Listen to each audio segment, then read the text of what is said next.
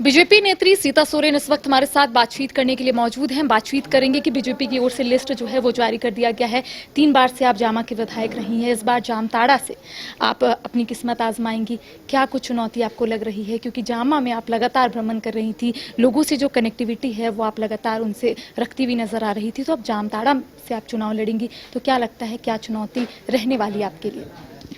देखिए, सबसे पहले तो केंद्रीय नेतृत्व की टीम जो यशस्वी प्रधानमंत्री मोदी जी है, माननीय गृह मंत्री जी है, तो मेरे ऊपर एक बहुत विश्वास के साथ में हमको जामताड़ा सीट दिए। और मेरे लिए कोई चुनौती नहीं है, क्योंकि हम जामताड़ा विधानसभा हो चाहे और झारखंड के जितने भी विधानसभा हैं, तो कई जगह पर हम घूमे हैं और काम भी किए हैं।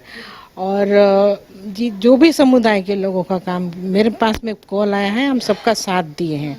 तो इसीलिए मेरे लिए कोई ये टफ चीज़ नहीं है कि जामताड़ा हमको दे दिया गया तो हम क्या करें, कैसे लड़ें, इसका कोई ये नहीं है। तो हम जीतेंगे। और आप लोग देखे ही होंगे, हम अभी भी कई बार बोल चुके हैं, जिस तरह से टिकट का घोषणा होने से पहले से ही एक तरह से नाला विधानसभा में भी खुश थे लोग कि नाला मिलेगा कि जामताड़ा मिलेगा। इधर के लोग बोल रहे थे कि जामताड़ा मिले, तो जामताड़ा मिल गया। तो जब से मतलब जारी कर दिया गया लिस्ट, पूरा जश्न मना रहे हैं हम। तो ऐसे कोई विधानसभा नहीं है, आप देखे होंगे कि जश्न मना रहे होंगे, तो वो जामताड़ा विधानसभा है जो मेरे टिकट मिलने पर इतनी खुशियां हैं सभी वर्ग में, अल्पसंख्यक में, समुदाय में, हमारे आदिवासी समुदाय में के भारतीय जनता पार्टी के जो जो कोर वोटर्स हैं वो तो खुश है ही, सभी समुदाय में जश्न मनाया जा रहा है। तो आने वाले जो जो जिस दिन ये होगा, रिजल्ट निकलेगा, तो उस दिन आप समझ सकते हैं कि इसे क्या मतलब अनुमान लगा सकते हैं कि क्या होने वाला है। 2009 से पहले हाउसवाइफ थी, 2009 में आपने चुनाव लड़ा, जीत भी हासिल की, 2014 में भी आपने जीत हासिल की, 2019 में भी जीत हासिल की।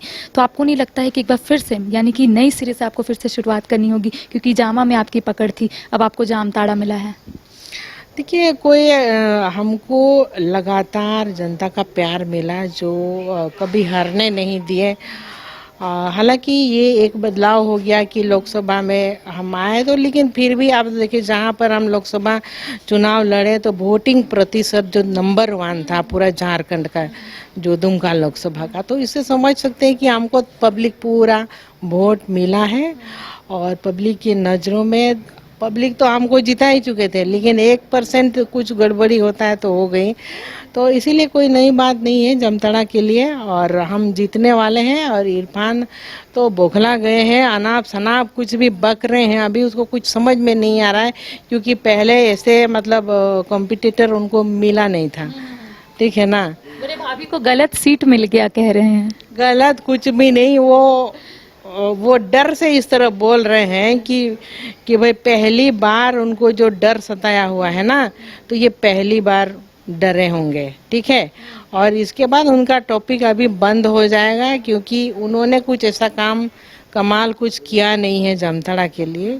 आने वाले दिनों में जामताड़ा में जो हम काम करके दिखाएंगे ना, क्योंकि भारतीय जनता पार्टी में जिस तरह से रह, क्योंकि जेएमएम में तो हम ऐसा काम नहीं करने सके, आपकी बार जो बदलाव होगा ना, तो एक अलग ही तरह का बदलाव होगा। वो भाभी बोल रहे हैं, यानी कि देवर होंगे, लेकिन दूसरी अगर हम देखें तो मंत्री है। इस बार आपका जो मुकाबला है वो मंत्री से है, और आपने देखा होगा कि जामताड़ा में इससे पहले उनके पिताजी वहाँ के विधायक थे, और अब इरफान अंसारी जिस तरीके से वहाँ पर कार्य कर रहे हैं, तो अंसारी फैमिली का जो दबदबा है वो कहीं ना कहीं जामताड़ा में देखने को मिलता है। तो कैसे उस गढ़ को ढहाने की कोशिश कीजिएगा, कैसे वहाँ से वहाँ के वोटर्स को कैसे अपनी तरफ अट्रैक्ट कीजिएगा, क्या रणनीति है आपकी?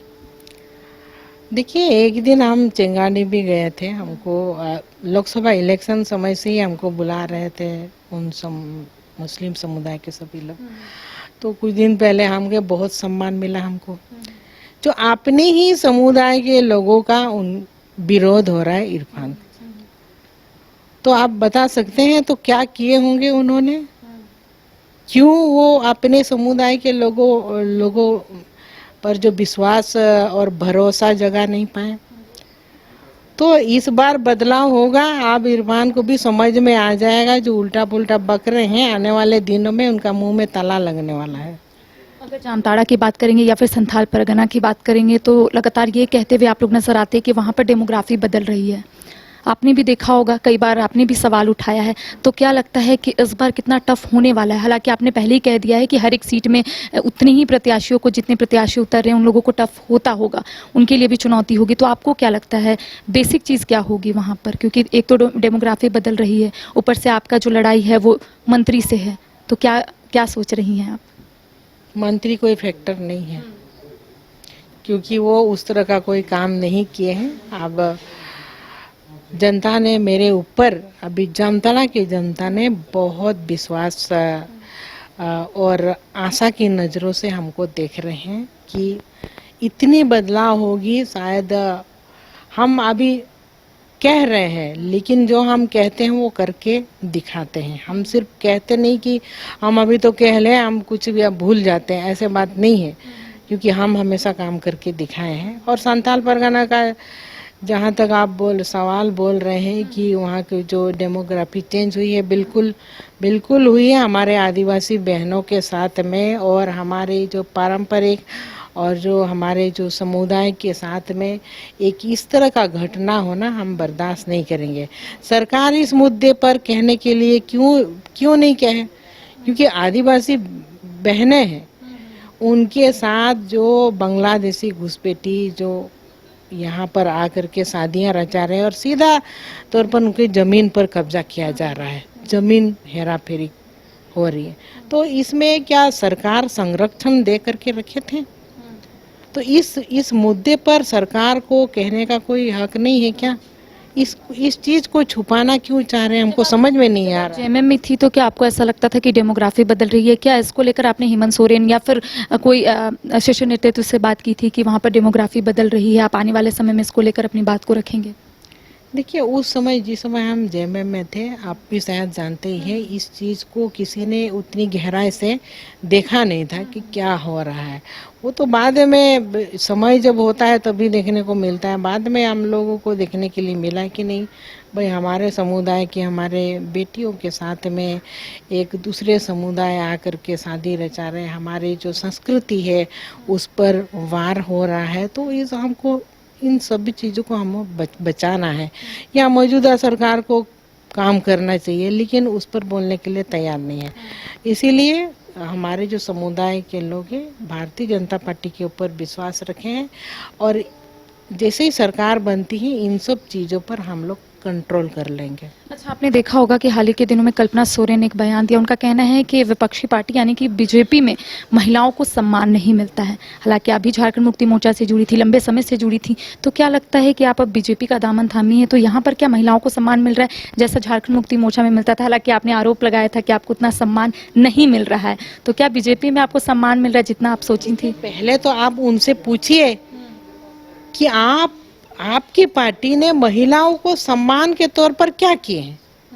बोल रहे हैं 1000 रुपये खटाखट जा रहा है अकाउंट में। खटाखट 1000 रुपया नहीं, आप देखिए ना, आप मेरे जैसे महिला को देखिए क्या सम्मान है। तो क्वेश्चन तो यहीं पर है। तो क्या आप उनको तो आप इस्तेमाल कर रहे हैं भाई, खटाखट पैसा दे रहे हैं। अब सरकार जब से बनी तब से क्यों नहीं दिए? जब महिला के ऊपर आप मतलब कि सम्मान दे रहे, तो तब आपको नजर नहीं आई थी? उन महिलाओं को नजर नहीं आई थी? अब जब चुनाव को 2 महीना बाकी था तब नजर आ रही है, तो ये सम्मान दे रहे हैं आप। तो हम उनको ये कह रहे हैं, आप जो शुरुआती दौर पर जो वादा किए थे, आप जो सम्मान दे रहे, तो महिलाओं का हक की बात है। उस समय से आज तक एक महिला को आप उनका बनता है 1.5 लाख रुपया दीजिए, एक सम्मान दीजिए। सम्मान की बात कहते हैं तो ये सम्मान आप दीजिए उनको। फिर हम बोलेंगे, हम भी बोलेंगे हाँ, जेएमएम के पार्टी के लोग महिलाओं को भारी सम्मान देते हैं, दीजिए एक महिला को 1.5 लाख रुपया। अच्छा, ये कहा जा रहा है कि क्योंकि अब तो 1000 रुपये मिल रहे हैं, लेकिन कल्पना सोरेन ने कल कहा कि 2500 रुपये अब मिलेंगे अकाउंट में।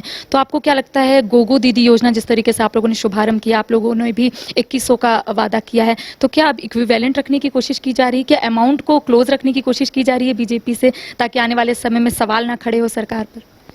देखिए ये जो योजना है ये भारतीय जनता पार्टी ने इससे पहले जो मध्य प्रदेश में वहाँ जो मुख्यमंत्री थे माननीय शिवराज सिंह चौहान जी, तो वहाँ उन्होंने चालू किए थे लक्ष्मी लाडली योजना।